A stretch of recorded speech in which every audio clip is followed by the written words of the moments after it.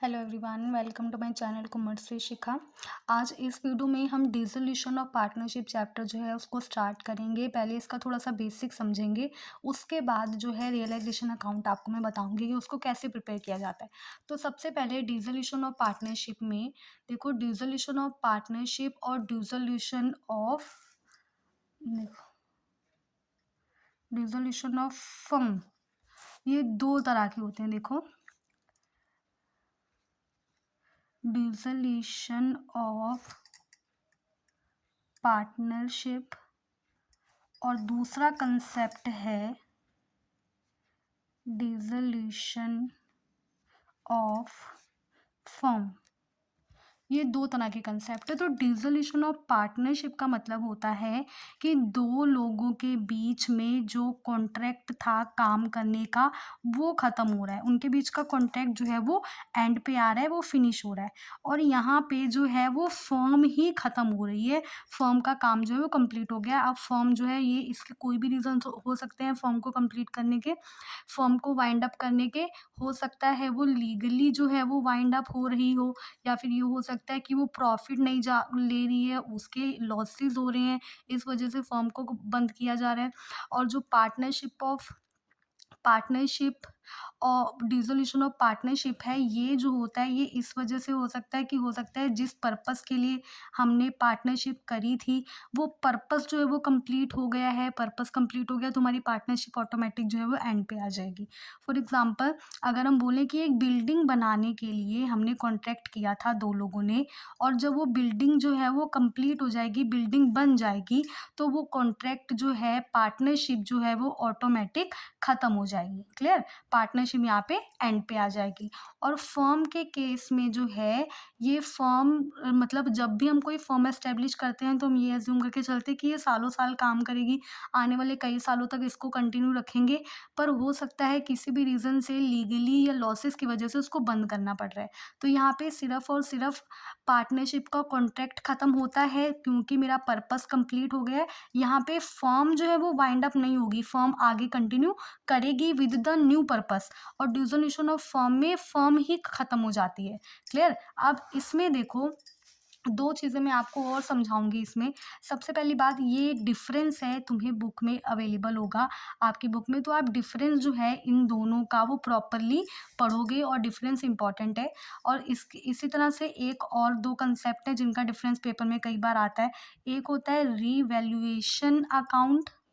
ये revaluation account जो है आप अभी तक प्रिपेयर कर रहे आ रहे थे। In the case of admission में आपने इसको बनाया है, और in the case of retirement में भी आपने इसको बनाया है। तो रिवैल्यूएशन अकाउंट जो है ये इसलिए प्रिपेयर किया जाता है, हम इसमें एसेट्स एंड लाइबिलिटी को रीवैल्यू करते हैं। हम ये चेक करते हैं कि पहले एक साल पहले मेरे एसेट्स कितने के थे, अब कितने के हैं। और अब यहाँ पे डिसोल्यूशन में हम बनाएंगे realisation account. Clear? Realisation account ये अकाउंट होता है जिस अकाउंट की हेल्प से हमारे पास जितने भी एसेट्स, क्योंकि हमारी फर्म बंद हो रही है तो जो भी एसेट्स हैं उनकी सेल करी जाएगी, और जितनी भी मेरी लाइबिलिटीज़ हैं उनकी जो है वो पेमेंट करी जाएगी। और उसके बाद हम चेक करेंगे कि मेरे को प्रॉफिट जा रहा है या लॉस जा रहा है, और वो पार्टनर के बीच में डिस्ट्रीब्यूट हो जाएगा। अब मैं आपको बताऊंगी इसमें कि रियलाइजेशन अकाउंट को प्रिपेयर कैसे करते हैं। देखो, realisation account, this is the debit side and this is the credit side. Particulars, amount,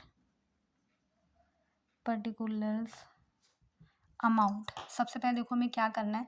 जब भी हम रियलाइजेशन अकाउंट प्रिपेयर करेंगे तो जो आपको क्वेश्चन में बैलेंस शीट गिवन होगी, पिछले साल की जो हमारे पास बैलेंस शीट अवेलेबल होनी है, हमने क्या करना है, वो सारे के सारे एसेट्स को यहाँ पर टू एसेट्स लिखकर उन एसेट्स की वैल्यू को ट्रांसफ़र कर देना है। मतलब बिल्डिंग है, लैंड है, प्लांट है, मशीनरी है, जो भी एसेट्स हैं उन सब के अमाउंट यहाँ पे लिखेंगे हम, और जो टोटल है इन सभी एसेट्स का वो लिखेंगे बाहर। क्लियर? और ये ध्यान रखो, एसेट्स में कैश ट्रांसफ़र नहीं होता है। क्लियर हुई बात? क्या ट्रांसफ़र नहीं होता है एसेट्स में? सिर्फ कैश की वैल्यू ट्रांसफ़र नहीं होती है। और दूसरी बात, इस तरफ जो है हम बाय लाइबिलिटीज़ लिखेंगे, और लायबिलिटीज़ जितनी भी अवेलेबल होंगी वो सारी लायबिलिटीज़ वन बाय वन इधर ट्रांसफ़र करेंगे। अमाउंट लिखेंगे अंदर और इसका टोटल लिखेंगे बाहर। क्लियर हुई बात? पहले एसेट्स ट्रांसफ़र करने हैं, देन लायबिलिटीज़ ट्रांसफ़र करनी है और लायबिलिटीज़ में क्या-क्या ट्रांसफ़र नहीं होता वो देखो। सबसे पहली बात, लायबिलिटीज़ में जितनी भी रिज़र्व्स होंगी वो ट्रांसफ़र नहीं होनी है और दूसरी बात, जो कैपिटल अकाउंट होंगे वो भी ट्रांसफ़र नहीं होते हैं। 2 चीज़ें यहाँ पे भी ट्रांसफ़र नहीं होती हैं, एक रिज़र्व और दूसरा कैपिटल अकाउंट। और दू क्योंकि ये रिज़र्व जो हैं ये पार्टनर कैपिटल अकाउंट में हम डिस्ट्रीब्यूट करेंगे आगे चल के। आगे देखो, इतना कर लिया, एसेट्स ट्रांसफ़र कर दिए, लायबिलिटीज़ ट्रांसफ़र कर दी। फिर हमने क्या करना है, ये जो मेरे एसेट्स हैं, आपको क्वेश्चन में दिया होगा कि कौन-सा एसेट्स कितने से सेल हो रहा है, तो हमने यहाँ पर बाय कैश लिखना है और जो एसेट्स मेरे बिक रहे हैं, उन एसेट्स की हम यहाँ पर लिखकर नाम, यहाँ पे उनकी वैल्यू लिख देनी है कि कितने का कौन-सा एसेट जो है वो सेल हो रहा है और टोटल कर देना है हमने बाहर। इसी तरह से जो लायबिलिटीज़ हैं, उनकी जब हम पेमेंट करेंगे, तो यहाँ पर टू कैश लिख देंगे और जो भी लायबिलिटी की पेमेंट हो रही है अमाउंट लिखनी है इधर और इसका टोटल लिखना है बाहर। क्लियर? एसेट्स को ट्रांसफ़र यहाँ करो, लायबिलिटी को ट्रांसफ़र यहाँ करो। एसेट्स की सेल का अमाउंट इधर जाएगा बाय कैश के साथ, लायबिलिटी की पेमेंट का अमाउंट इधर जाएगा टू कैश के साथ। और उसके बाद सपोज़ हो सकता है कि किसी पार्टनर ने कोई एसेट टेक ओवर कर लिया हो, तो अगर कोई पार्टनर एसेट टेक ओवर करता है तो हम यहाँ पे बाय, सपोज़ अगर ए है तो एज़ कैपिटल अकाउंट लिखेंगे।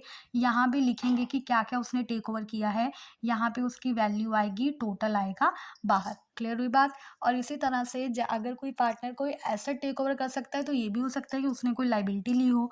तो अगर वो लायबिलिटी लेगा तो यहाँ पे हम उसका नेम लिखेंगे उसके कैपिटल अकाउंट से, टू एज़ कैपिटल अकाउंट, और जो भी लायबिलिटीज़ उसने टेक ओवर करी है वो यहाँ पर लिखकर उनका जो है टोटल करेंगे बाहर। क्लियर हुई बात? देन हमें क्या करना है, दोनों साइड को टोटल करना है, इधर भी टोटल करेंगे, इधर भी टोटल करेंगे। अब जिस तरफ हमारा बैलेंस बचेगा, अगर बैलेंस इधर बचता है तो ये टू रियलाइजेशन प्रॉफिट होगा और इसको ओल्ड पार्टनर्स के कैपिटल अकाउंट में ट्रांसफ़र करना है in the old ratio. Old मतलब जितने जो भी पार्टनर अब कंटिन्यू कर रहे हैं, जो पार्टनर हैं हमारे पास बिजनेस के टाइम पे, डिसोल्यूशन के टाइम पे, उनको। और अगर इधर बैलेंस बचता है तो वो बाय रियलाइजेशन लॉस होता है और इसको भी हम पार्टनर्स के बीच में रेशो में डिस्ट्रीब्यूट कर देते हैं। क्लियर हुई बात? इस तरह से जो है हमारा रियलाइजेशन अकाउंट प्रिपेयर किया जाता है। Thank you.